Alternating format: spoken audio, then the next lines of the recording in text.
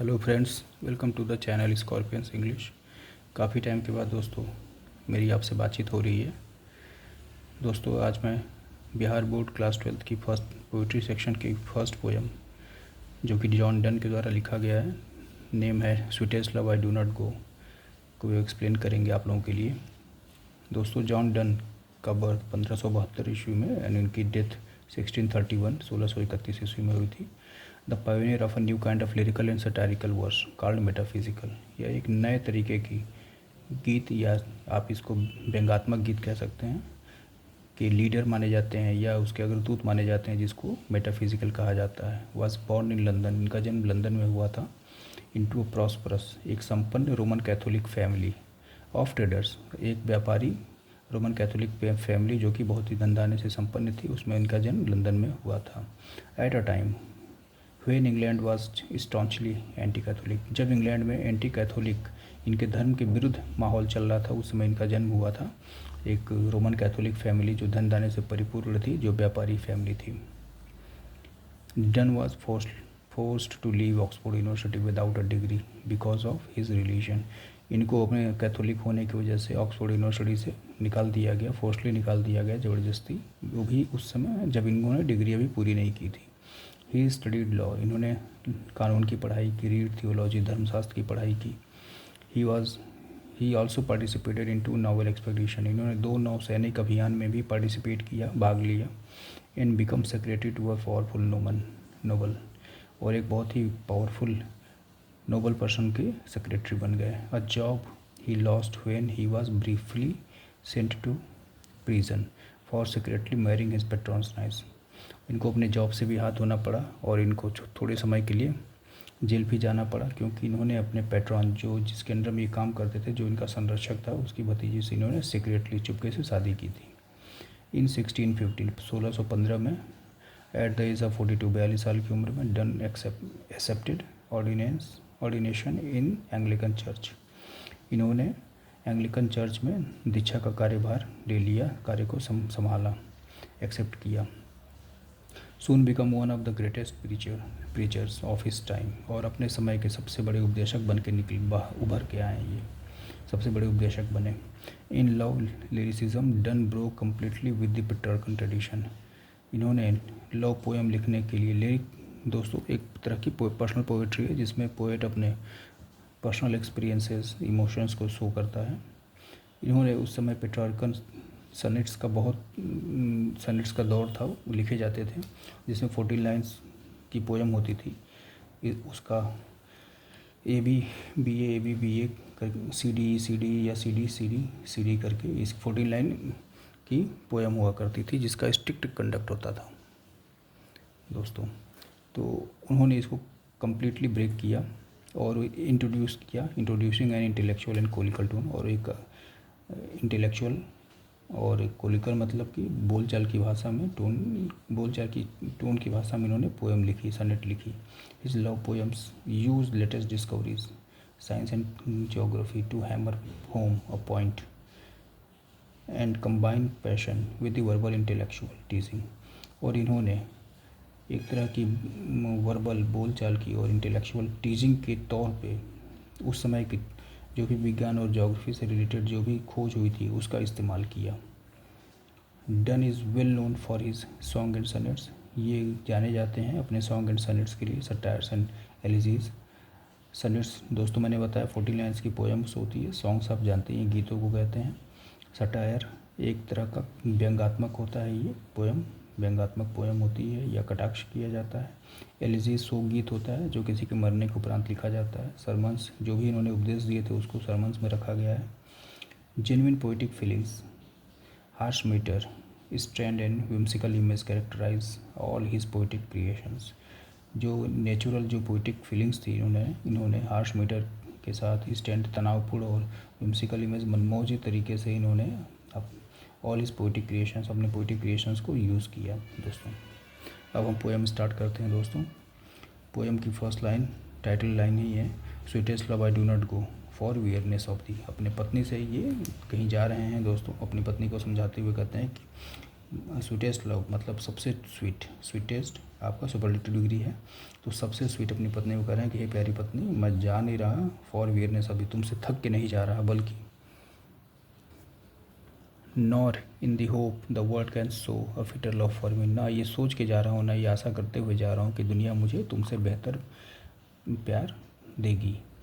But since that I must die at last. देखिए दोस्तों, must die, ये DIE आज के टाइम में होता है, ये मिडिवल इंग्लिश का टर्म है दोस्तों, तो इसलिए DYE लिखा है।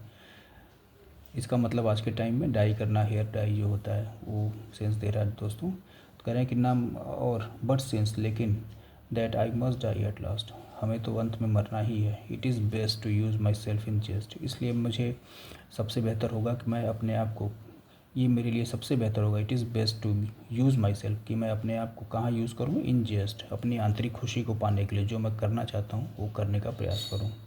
दस by feigned death to die, इसलिए मैं क्या करूँगा अब, फेंड, स्पेलिंग गलत है दोस्तों, FEIGN, फेंड मतलब होता है आपका स्वांग रचना, नाटक करना। तो मैं क्या करूँगा, स्वांग रचूँगा, किस चीज़ के लिए, डेथ टू डाई, मरने का नाटक करूँगा।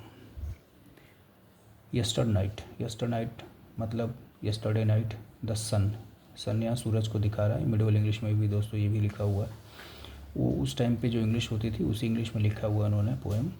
तो ये पिछली रात क्या हुआ था, द सन वेंट हेंस, सूरज चला गया था, and yet is here today, और आज फिर वो हमारे सामने है।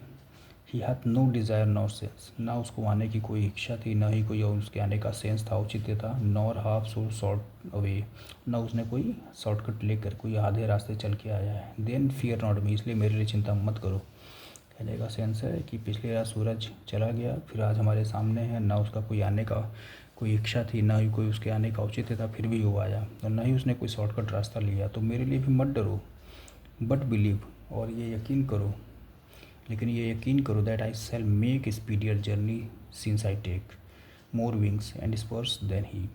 करे कि मेरे लिए ये विश्वास रखो कि मैं उससे स्पीडियर जर्नी करूँगा, कंपेरेटिव है सूरज की जर्नी से अपनी जर्नी की इन्होंने तुलना की है, मैं उससे तेज़ चल के आऊँगा, क्योंकि मेरे पास क्या है, मोर विंग्स, मेरे पास उससे ज़्यादा पंख हैं, स्पर्श प्रेरणा है, देन ही, सूरज से तुलना कर रहे हैं कि मेरे पास ज़्यादा पंख है और प्रेरणा है। पंख का सेंस परिवार से है, परिवार है तो भाई कोई भी परिवार से मिलना चाहता है। स्पर्श मतलब अपने पत्नी को कह रहे हैं कि तुम्हारी जैसी मेरे पास एक प्रेरणा है, तो मैं सूरज से तेज़ चल के आऊँगा। नेक्स्ट लाइन में कह रहे हैं how feeble, O how feeble is man's power, कह रहे हैं कि इंसान की शक्ति कितनी कमज़ोर है। ये एक तरह का कंट्रास्ट शो कर रहा है दोस्तों कि इंसान की शक्ति कितनी कमज़ोर है। That if good fortune fall, ये अच्छा समय आता है, then can't add another hour, हम उसमें 1 घंटा भी जोड़ नहीं सकते हैं। Nor a lost hour recall, ना ही बीते हुए समय को वापस ला सकते हैं। बट कम बैड चांस, लेकिन जब बुरा समय आता है, बुरा दौर आता है, and we join to it our strength, तो हम उसको अपनी शक्ति दे देते हैं। And we teach it art and length, और उसको हम नए नए तरीके सिखाते हैं, नई कलाएँ सिखाती हैं। Itself over to advance, और वो हमको आगे चल के हमारे आने वाले भविष्य को एडवांस करते हैं, मतलब हमारे भविष्य का रास्ता दिखाती है। सेंस कहने का ये है कि अगर कोई चला गया छोड़ के आपको, तो आप बार बार उसको रिपीटेडली याद करते हैं कि अरे काश वो होता, का वो ये खाता था, वो ऐसे रहता था। हम उसको याद कर करके अपने भविष्य को भी अंधकारमय बना देते हैं। नेक्स्ट लाइन है when thou sigh'st not wind, कह रहे हैं कि जब तुम आहें भरती हो तो साइज्ड नॉट विंड, तुम्हारे मुंह से क्या होती है, हवा नहीं निकलती है। साइज नॉट विंड, तो हवा नहीं निकलती है आहें भरने पे, बट साइज माई साउल है, बट बल्कि मेरी आत्मा निकल जाती है बाहर।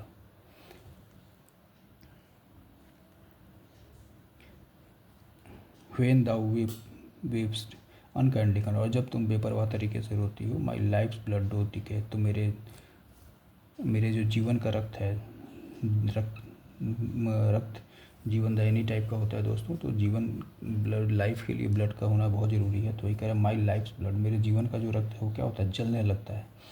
कहने का सेंस है कि जब तुम आहें भरती हो तो सिर्फ वो हवा तुम्हारे मुंह से नहीं निकलती, बल्कि मेरी आत्मा निकल जाती है। और जब भी तुम रोती हो बेपरवाह तरीके से, तो मेरे जो शरीर का खून है ना जलने लगता है। इट कैंट बी, ये नहीं हो सकता, दैट दाउ लव्स मी, कि तुम मुझसे प्यार करती हो, एज दाउ सेस्ट, जैसा कि तुम कहती हो। इफ़ इन दाइन माई लाइफ दाउ बेस्ट, अगर तुम thou art the best of me, करें कि अगर ये कभी नहीं हो सकता है कि तुम मुझसे प्यार करती हो जैसा कि तुम कहती हो। क्यों? क्योंकि अगर तुम मुझसे प्यार करती तो तुम रो रो कर माई लाइफ्स दाउ बेस्ट, मेरे जीवन को बर्बाद नहीं करती। Thou art the best of, जो कि मेरे लिए सबसे बेहतरीन है। मतलब जो मेरे लिए सबसे बेहतरीन है उसको तुम रो रो के बर्बाद नहीं करती अगर तुम मुझसे प्यार करती जैसा कि तुम कहती हो। Let not thy divining heart forethink me any, कह रहे हैं कि अपने डिवाइनिंग हर्ट, डिवाइनिंग मतलब दोस्तों दैवी होता है। तो अपने जैसे जो जिस हृदय में कोई मैल ना हो उसको दैवी मान सकते हो आप। तो कह रहे हैं कि अपने इस दैवी हृदय में मेरे लिए कुछ भी इल मतलब कोई भी बुराई मत आने दो, कुछ भी डर मत सोचो। डेस्टिनी में टेक दाई पार्ट, तो भाग्य क्या करेगा, उसको सत्य बना देगा, उसको सही साबित कर देगा। And may thy fears fulfil, और तुम्हारा डर सही साबित हो जाएगा। बट थिंक्स दैट वी, और ये बल्कि सोच लो, ये मान लो we are but turn aside to sleep, कि हम लोग एक ही बिस्तर पे सो रहे हैं बट दोनों के मुंह अलग अलग दिशा में हैं। They who one another keep alive, जो एक दूसरे को जीवित रखते हैं। नेवर पार्टेड भी, वे कभी भी एक दूसरे से दूर नहीं हो सकते हैं दोस्तों। थैंक यू दोस्तों वीडियो देखने के लिए, थैंक यू वेरी मच।